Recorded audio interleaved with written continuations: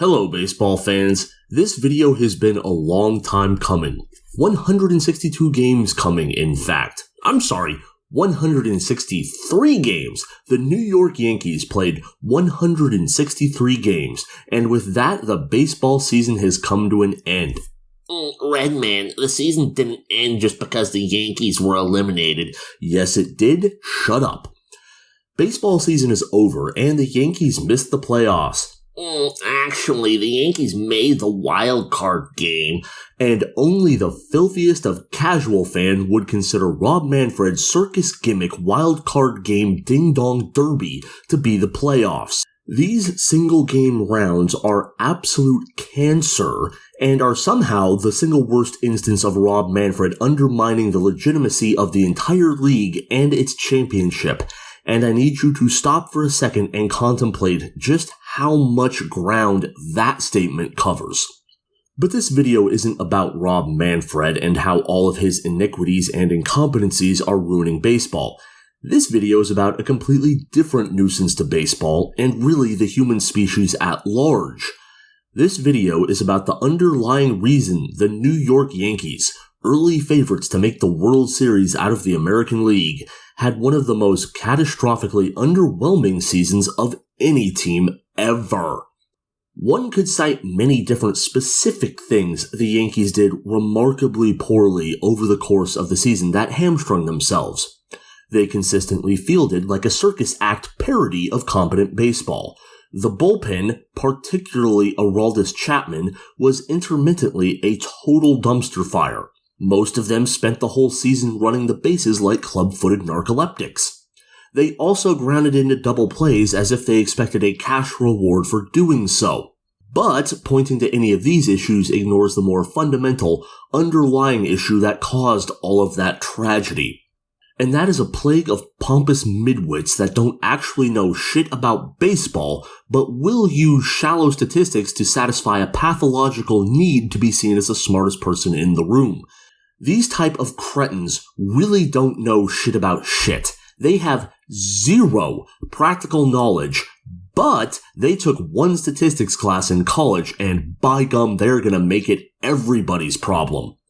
They rush into the discussion, pushing their glasses up into their face, and confidently declare that, despite batting like a cross-eyed gibbon, Joey Gallo is actually one of the top 5 outfielders in the league. They make the tragic mistake of taking shallow statistical analysis, basically baby's first regression analysis, and using it as a complete and total substitute for critical thinking or common fucking sense. They then take their weak conclusions and bandy them about as absolute gospel to never be countermanded by actual intelligent thought.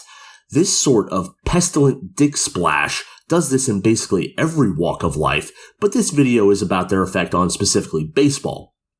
The New York Yankees are The New York Yankees, they are rank in the sense that they stink to high fucking heaven, but the New York Yankees are run entirely by these kind of chronic ass clowns, and that's why the Yankees are a shambolic train wreck of a franchise. This blind devotion to analytics to the complete exclusion of common sense has fostered among these pop science Reddit soy boy shitheads an astoundingly stupid philosophy of baseball, one that I intend to absolutely destroy in the following 10 minutes.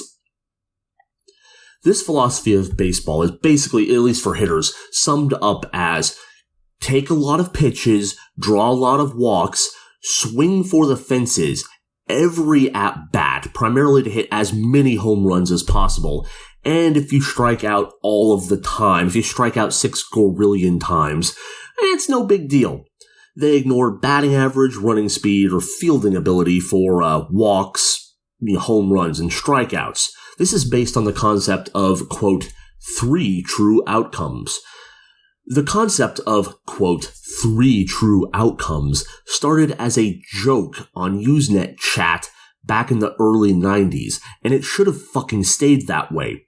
They're called the 3 true outcomes because they're the only ones truly based on a batter's skill. That is walk, home run, and strikeout. The theory goes, if you hit a ball into play, the shortstop might make a diving catch and great throw to rob you of a single. But, the shortstop can't rob you of a walk. And, a strikeout's a strikeout. You just missed the ball or watched a pitch right down the dick for whatever reason. Now, you can kind of rob someone of a home run, but these tautological dimwits would probably say, well, it wasn't really a home run if they managed to rob you of it. Like, the ball was over the fucking wall and he caught it. That was a defensive play to rob you of a home run. But, to be fair, that wouldn't have been an issue if you hit it 20 feet past the wall, and even to the extent it is an issue, it happens very, very rarely. More often than not, your little wall scraper will just be a home run. And this, fascination with the three true outcomes and building an entire roster all around it is on full display with the New York Yankees. They drew a lot of walks, they hit a pretty good amount of home runs, and they indeed struck out all of the fucking time. And that is why, despite having the second highest payroll in baseball, they couldn't even make the divisional series of the playoffs. And it wasn't a problem with pitching either. The Yankees pitched pretty fucking well all season, especially given the trash fire of defense behind the pitchers. Not only is it on display with the Yankees' whole managerial and administrative philosophy, but little nut riders looking to ride the coattails of the insufferable smugness of Brian Cashman will defend this stupid-ass thinking that got the Yankees to fail spectacularly. And in the coming minutes, I am going to address several things they say in defense of this three true outcomes bullshit and explain to you why they are wrong and stupid and need to shut their mouths for eternity. First up, that walks will equal wins. This fascination with walks is mind-boggling. They love walks. This fascination with walks they have, I think, comes from a deep-seated, nerdy, pathological need to be seen as smarter rather than stronger and faster and more coordinated or whatever. They prefer walks, they say walks are equal to hits, and we'll get to that in a minute. But they view walks as some holy thing that helps you win games. And walks aren't bad, they get you base runners, but the only way walks could possibly help you win games is if they translated into runs. And if there is one positive from the 2021 New York Yankees, it is that they absolutely and incontrovertibly proved that walks by themselves don't produce jack shit. The New York Yankees in 2021 led the league in walks, 19th in runs scored. That's below average. That's almost abysmal. That is fucking terrible. 19th in runs scored with like a $240 million payroll. Unbelievable. Because here's what happens when all you do is walk. You walk the bases loaded, then the pitcher generally speaking, is going to throw you strikes. He doesn't want to walk a run in. And nobody on the team, except maybe Aaron Judge and possibly Giancarlo Stanton, can actually hit worth a shit. So when the pitcher just isn't walking you, they strike out or ground into a double play and in the inning. Walks only translate into runs if you can drive them in by hitting the ball. The Yankees in 2021 were 9th in on-base percentage because they drew so many walks, but 23rd in batting average. That is why they could not actually turn these walks into runs.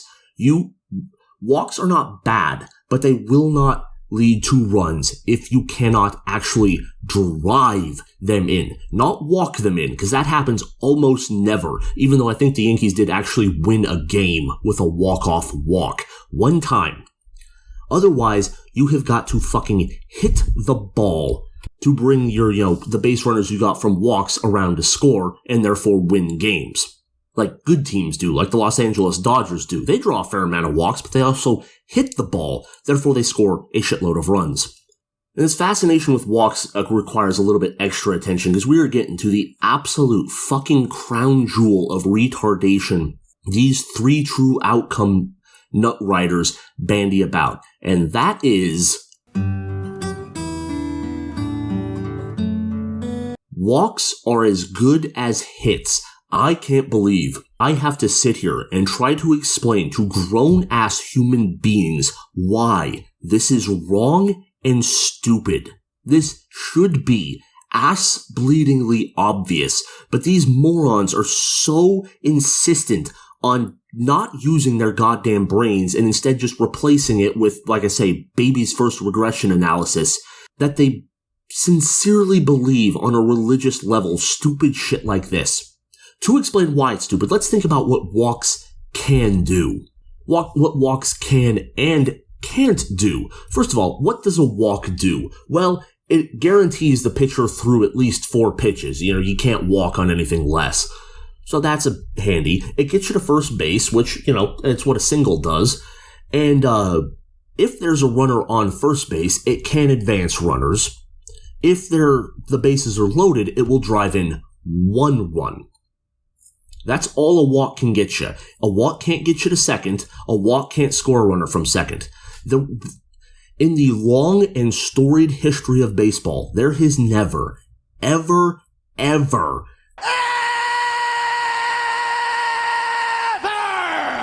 been a 2 RBI walk.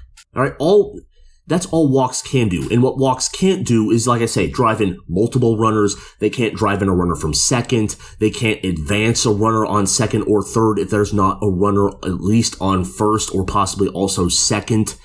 Now let's think about what hits can do. Any sort of hit.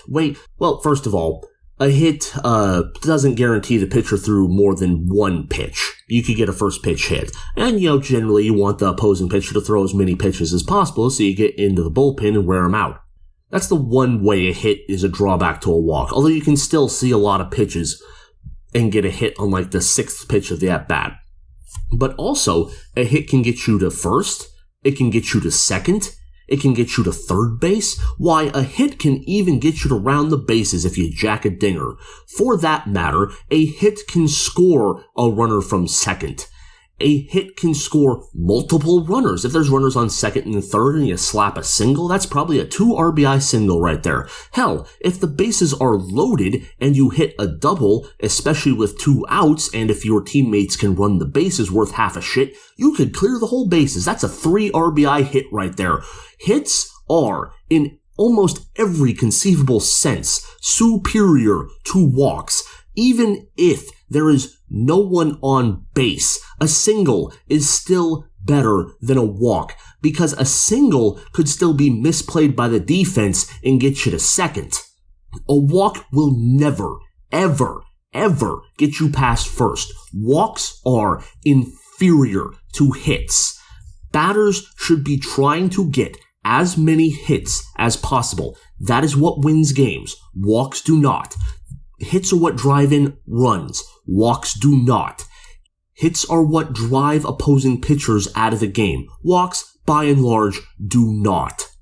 While I'm on the subject of hits, let's see what was a narrow runner-up to the stupidest shit these people routinely say, and that is some form or fashion of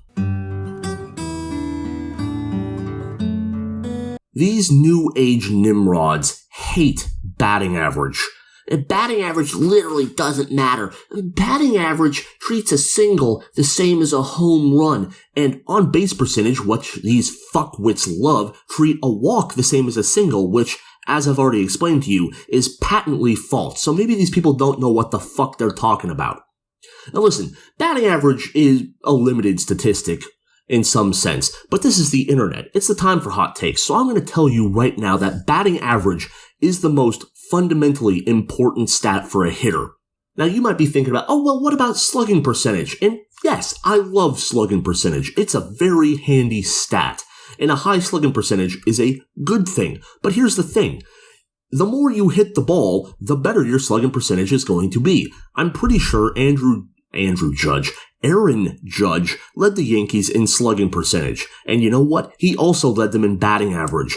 Because if your batting average is 0, your slugging percentage is also going to be 0. If your batting average is 300, your slugging percentage cannot be below 300. And really, you're at least accidentally gonna hit a double if you're batting 300 occasionally. Your slugging percentage is set largely by your batting average. That's probably why they have isolated power as a statistic, which is a handy thing to consider. For the uninitiated, isolated power is your slugging percentage minus your batting average to be able to, discern who actually hits the ball really hard from who just hits the ball very often. Ideally, of course, you would have somebody who, has a fairly high batting average and a, really high slugging percentage for a pretty good isolated power. But as we saw with Joey Gallo, good old Joe for 4, Joey Garbo, all season with the Yankees, if you fucking bat 150, your slugging percentage is shit and your isolated power doesn't actually translate into any useful production. If you don't believe me, look at reality. The reality is, I checked, going back to 2010 and not counting the dumb-ass 2020 60-game third of a pandemic season that is way too small of a sample size to be useful, only once, going back to 2010, did the team that led the league in batting average finish worse than 5th in runs scored. It was the Tigers in 2015 or something, somehow managed to come in 14th in runs scored despite leading the league in batting average. But in every other year, whoever hits, has the highest batting average didn't come in any worse than 5th. And generally speaking, whoever's leading the league in who's ever high up in batting average is also pretty high up there in runs. 3 times the team that led the league in batting average also led the league in runs. Hitting is absolutely the most important part of the offense, as I've already talked about. That is how you drive in runs. Batting average matters. And going back to the 3 true outcomes of walk, home run, and strikeout, specifically home runs, I'm going to let you in on a little secret that baseball insiders don't want you to know about. You ready? You ready? Pay attention. You can't hit home runs if you don't hit the fucking ball. I can't believe I have to fucking explain this. What the hell happened to the human species? We once put a man on the moon, but now I am swarmed by absolute fucking nimrods who think that batting average isn't important. I'm giving myself a headache. Jesus Christ. On to the next one. The 3 true outcomes people love home runs. And I ain't gonna stand here and take a big anti-home run stance. If you want to go hit a home run, by all means, go ahead. Home runs are great. But this fascination, this desire to hit home runs must be tempered with some actual sense. Or else it comes back to bite you in the ass, as it often did with the Yankees. This home run boner, plus a fascination with walks, frequently results, and I saw it happen to the Yankees, specifically Gary Sanchez, all the bloody time, it results in taking strikes early in at bat because it's not the pitch you think you can hit yard. And then once you get to 2 strikes, you swing at bloody fucking anything, even if it's 2 inches off the ground, and strike out like a complete moron. It's like, oh hey, we'll jack a home run next time. Not only that, but focusing solely on the home run often means that between all of the fucking strikeouts, that nobody's on base when you do hit a home run.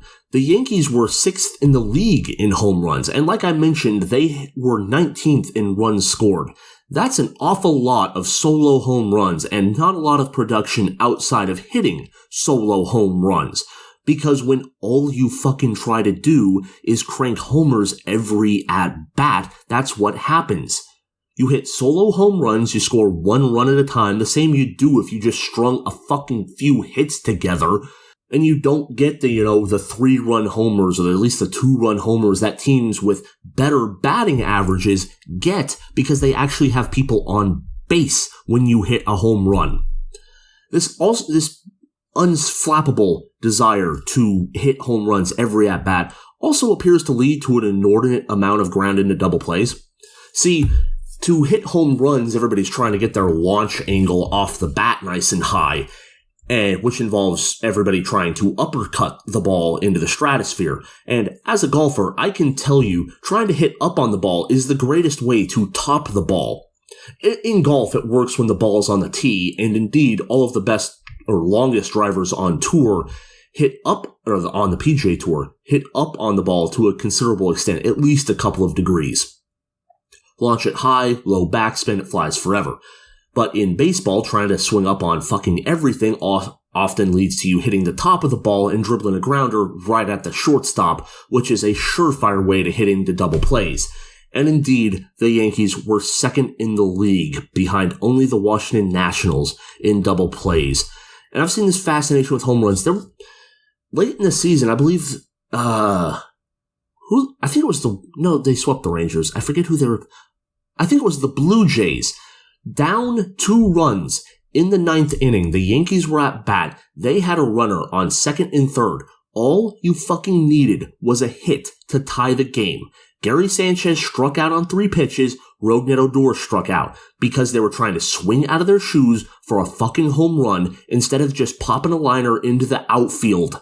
Because the 3 true outcome Nimrods, along with the New York Yankees, because they are 3 true outcome Nimrods, don't actually consider the situation they're in. And they've looked at the broad averages, the average over the course of a whole season, and they're trying to use it to dictate how you should act in a very specific situation where just the slightest bit of logical or critical thinking would tell you that's a terribly bad idea.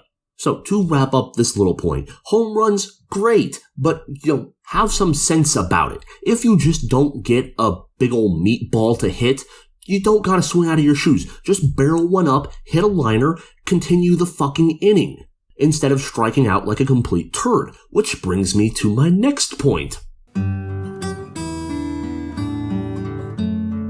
These people don't find strikeouts to be a big deal, and, everybody strikes out. And to hit the ball, you've got to swing the bat, and sometimes you're going to miss. You're going to strike out. It's going to happen. To some extent, you can't be, trying to totally eliminate strikeouts any more than you can totally eliminate car accidents. You could totally eliminate car accidents by putting the speed limit down to 15 miles an hour, but nobody would be able to get anywhere. And indeed, you could totally eliminate strikeouts by trying to bunt all the fucking time, but you'd never actually get on base or score runs that way.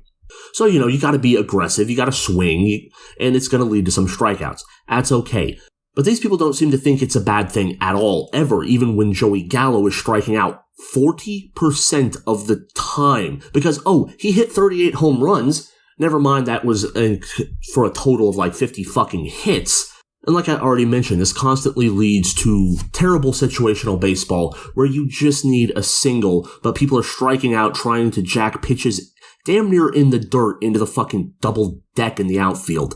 If you're trying to if you've got a hitter's count, like it's a 3-1 count, and you want to try to, find a pitch you can really crank, by all means. But with 2 strikes, you have got to sometimes just realize this is not a home run situation and try to actually play baseball. We're going to hit the ball. Try just a little opposite field single, get on base, whatever it takes just to get the next guy up. Keep the inning going. Not strike out all the goddamn time, making it so easy for opposing pitchers.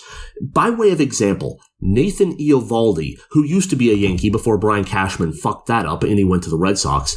Nathan Eovaldi routinely absolute ass rams the Yankees. There was one aberration where the Yankees actually hit him, but normally he destroys the Yankees, and indeed he did in the wild card game. Because Nathan Eovaldi throws a lot of first pitch strikes, and the Yankees constantly take the first pitch. They had the lowest first pitch swing rate in the whole league. Because they're, trying to draw walks and they don't care about strikeouts. They want to find that home run ball they can hit. So any halfway competent pitcher like Nathan Eovaldi, he's not a Cy Young candidate, but he's pretty good. He's just going to pound the fucking strike zone, get ahead on every batter, as every one of these fucking dumbass pinstripe wearing numpties just sit there and watch them do it, waiting for their home run pitch to come. And it never comes. And none of them ever, at no point, did anyone in this organization think to adjust and just say, hey, try to swing on the first pitch a little bit? He throws a lot of first pitch strikes. See if we can barrel some up and string together a few hits. Nope, we gotta draw walks, which doesn't happen. And Chris Sale used to do this too. He just throws strikes. He doesn't walk anybody. And the numpties and the Yankees don't ever adjust because they are completely religiously devoted to their dumb shit statistical model, they never use their brains. They just watch the pitcher throw strikes until they get into a 2-strike count, and then they swing at garbage and strike out like morons. Which brings me to my next point. This 3 true outcomes is specifically designed to ignore defense and other baseball fundamentals like base running. And that was, again, on full display with the Yankees. They fielded like complete retards throughout most of the season. Just embarrassing, especially Gary Sanchez. Good God. Gleyber Torres wasn't much better at shortstop, though that's not entirely Torres's fault, as he's not a shortstop. But the egghead nerds in the Yankees analytics department think, oh, he's we like him as a hitter. We'll just play him wherever in the field. Never mind that he is a second baseman, and shortstop is in fact a significantly different position than second base. Here's another secret baseball insiders don't want you to know. Fielding is important, you stupendous retards. Baseball fundamentals win baseball every time. That's why the Rays won the American League. It's not, they did strike out a bunch and they did hit a fair amount of home runs, but they also had the fundamentals there. They field well. They run the bases well. They hit fairly consistently. Their batting average, as I recall, was slightly above average. They weren't exactly raking, and they did hit for power when they did hit, which is great. But yet, the Rays are a perfect example of how to do statistics right. You use them to guide your decision-making, not completely fucking override your decision-making like the Yankees do. And now I've been going on for entirely too long. Allow me to wrap this up. First conclusion. Fire Brian Cashman. Holy shit.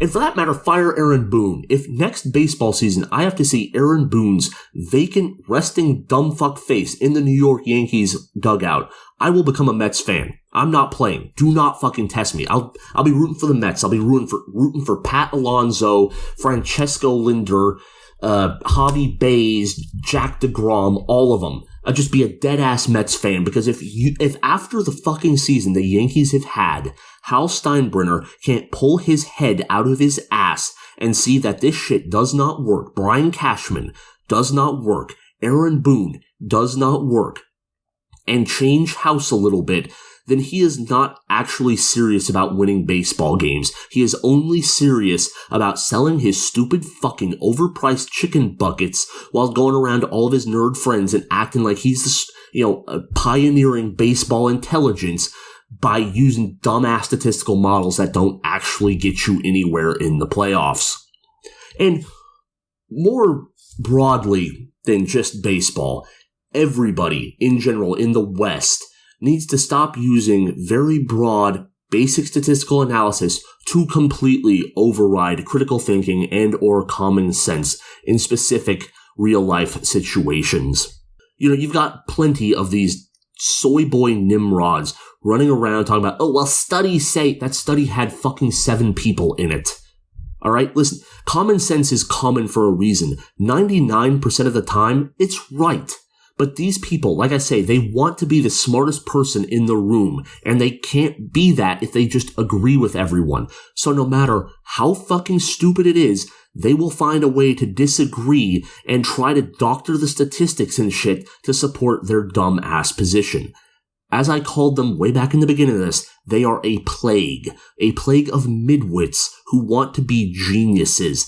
And it's got to fucking stop for the good of baseball, the good of the Yankees, the good of the Western civilization, and the good of the human species. Anyway, my mouth's getting dry. I'm going to yell myself hoarse. I have a headache and I am regrettably sober. So I am going to leave it there and go find some beer. I'm the Red Man. Thank you for watching if you're one of the 2 people who actually watched all 35 minutes of this bullshit. I will see you next time before too long. I hope you all have a good day. Take care.